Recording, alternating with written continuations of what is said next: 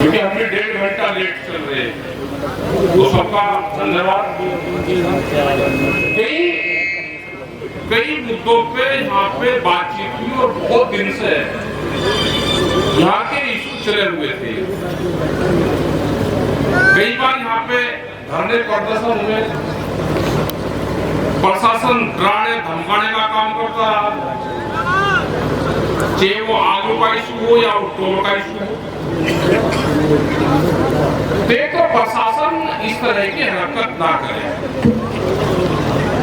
ये संगठन जब देश आजाद हुआ उसके 35 साल बाद तो शुरू हो गया था,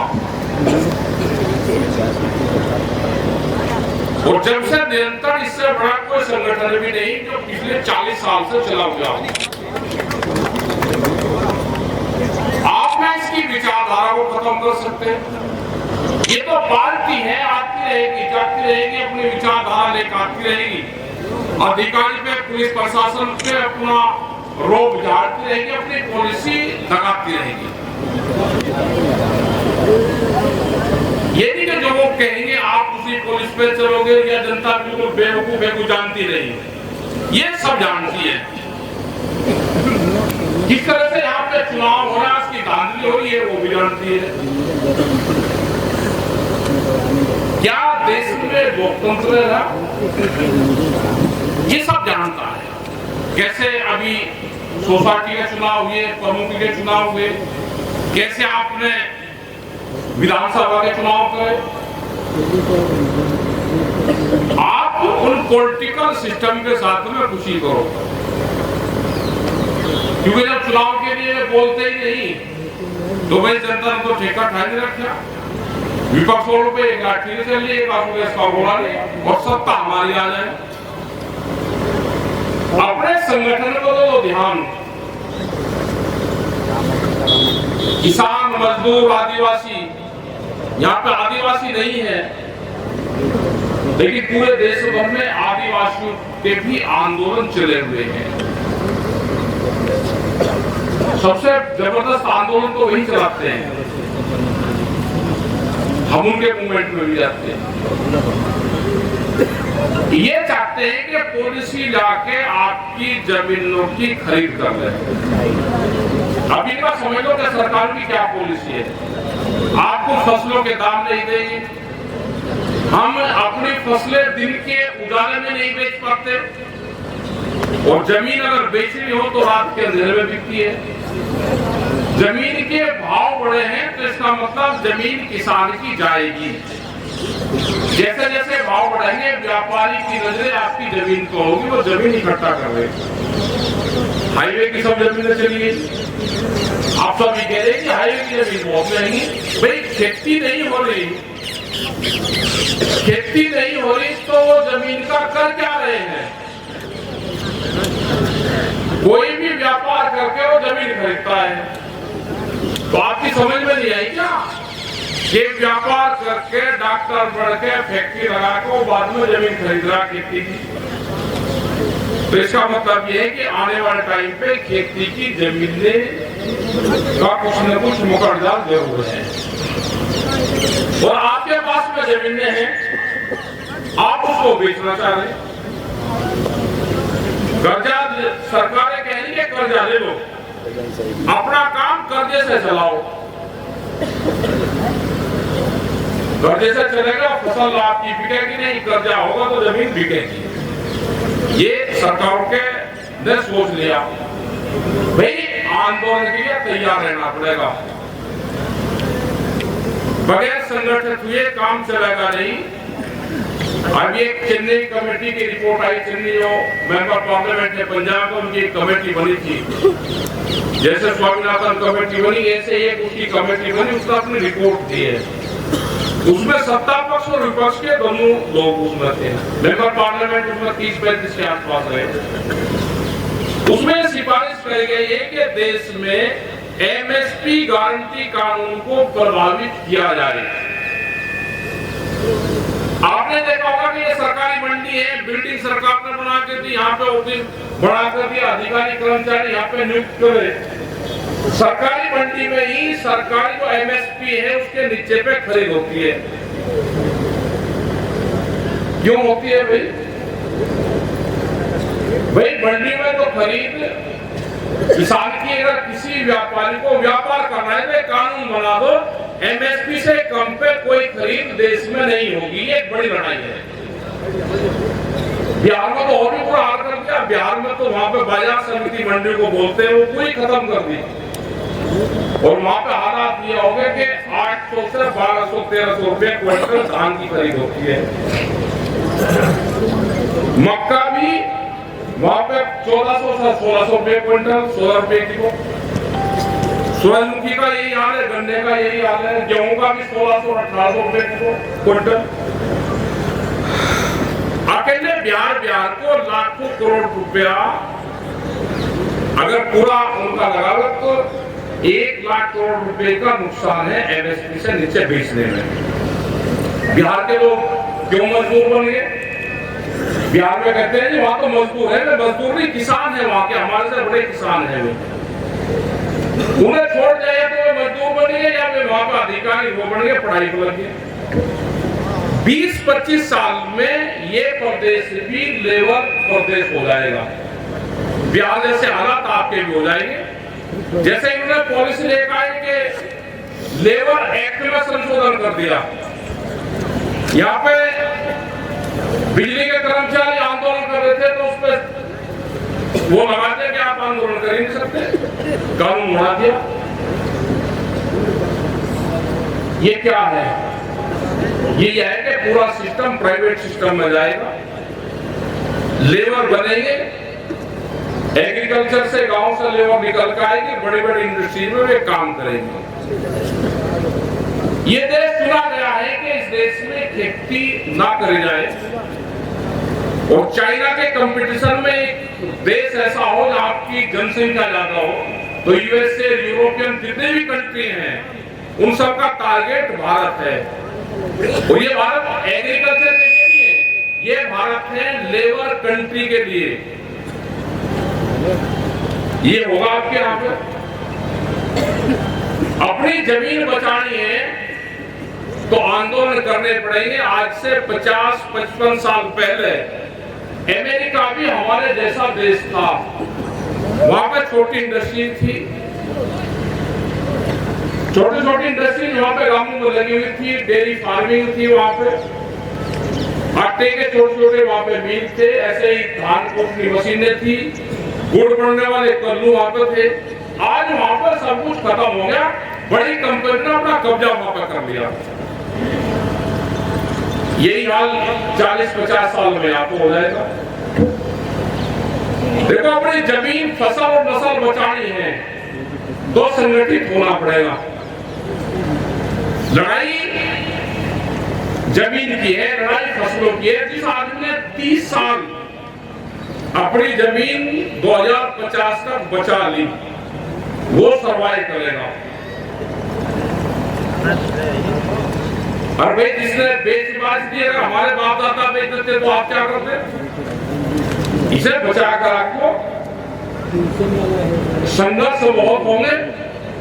आपका दिमाग भी डाइवर्ट ये कर दिया कि भाई ये हिंदू मुस्लिम में उलझा दिया पूरा केस। हमने कहा कि भाई क्या हिंदुओं का फायदा हो रहा है? क्या उसके धान, उसके आलू क्या ठीक रेट में बिक रहे? क्या उसकी तोल पूरी हो रही? तोल पूरी हो रही? क्या यहाँ पे जो लोग बैठे हुए गाड़ी ले रहे अपनी, यहाँ पे 15 साल की डीजल की गाड़ियां चलेगी, 15 साल की ट्रैक्टर चलेगा। क्या जिसने सरकारी पार्टी को वोट दी उसको कोई छूट है? आपको उस मामले में उधार कर आपकी पूरी प्रॉपर्टी, पूरे सिस्टम, पूरा आपकी जेब में पैसा है वो सब निकाल लिया। क्योंकि जैसे अमेरिका में 56 परिवार है, उनका पूरा दुनिया पर कब्जा है, ऐसे ही पूंजीवाद यहाँ पे हावी होता जा रहा है। एनसीआर में 10 साल पुरानी गाड़ी नहीं कोई भी चलती, आपने सबने देखा होगा। सब आप सोच रहे हैं कि भाई दिल्ली से सस्ती गाड़ी मिल जाए, वहां से ले आओ। भाई दिल्ली में 7-8 साल गाड़ी चलती है, वो 50 लाख की गाड़ी हो, कोई किसने अगर खरीद ली वो बेच देगा, फिर दूसरी लेगा, तो जो भी पैसा होगा वो सब कंपनी के पास चला जाएगा। इस तरह की पॉलिसी है। कोई एक आदमी बता दो कि जिसने नया ट्रैक्टर लिया हो तो 10 साल चलाएगा। जो पंपिंग सेट है, ये जो जनरेटर चल रहा है, इसकी भी पर्ची मांगी जाएगी। ये एनसीआर में 10 साल और यहाँ पर 15 साल से ज्यादा चलेगा ही नहीं। बड़े बड़े मशीनें लेके जो स्क्रैप बनाती है, आपके घर पे पुलिस फोर्स और वो कानून बन जाएंगे, वो जाएगी, आपका कब खरीदा और नहीं दिखाओगे सीधा डिस्ट्रॉय हो जाएगा। जो उसका स्क्रैप बनाएगी और आपको स्क्रैप के पैसे मिलेंगे। आंदोलन होंगे देश में, बगैर आंदोलन के देश चलेगा ही नहीं। तो अपना भाई यहाँ के अधिकारी हैं, आप अपने जिले को संभालो। ज्यादा लखनऊ दिल्ली के चक्कर में ज्यादा उसमें नहीं आना। क्या आप धमकाने का काम कर रहे कि भट्टे की चिमनी की कम हाइट है वो तोड़ी जाएगी। भट्टे की चिमनी तोड़कर भट्टे बंद करके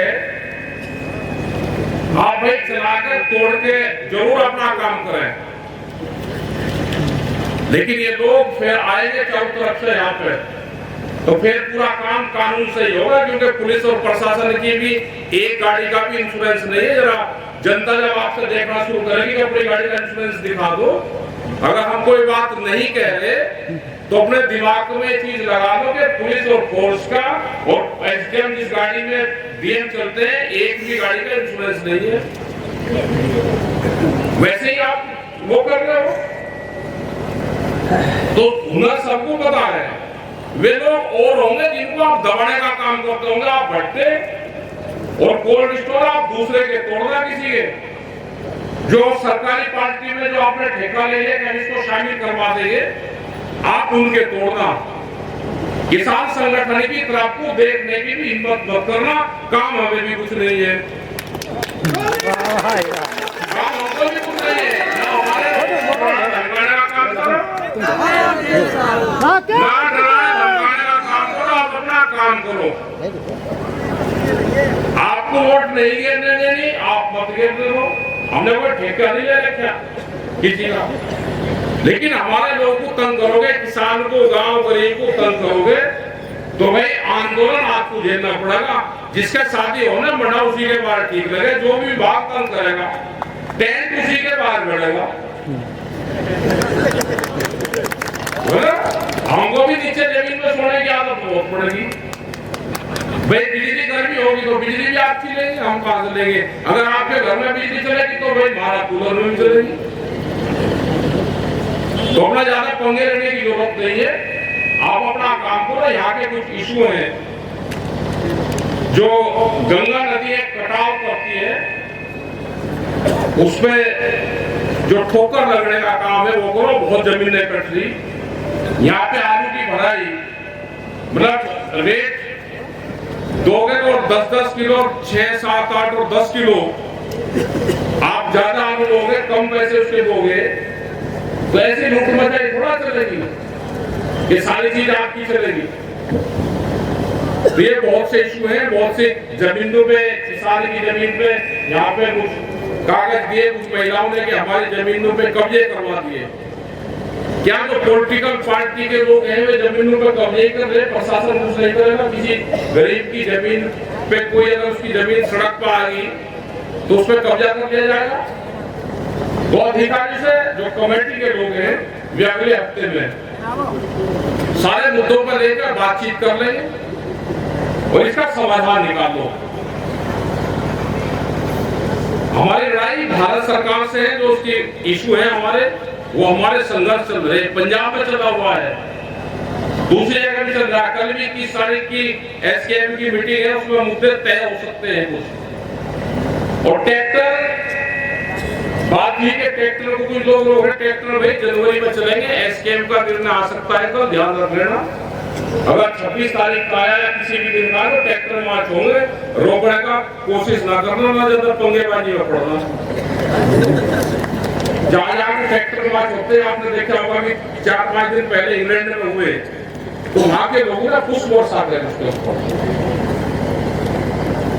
और अपने ट्रैक्टरों को भाई, अपने खेती बाड़ी के औजारों को भी अपना रंगून करके चलो। ऐसे नहीं कि आपने वैसे डाल दिया, जंग खा रहा, फिर पैसे कहीं से आ जाएंगे, ऐसे नहीं आते।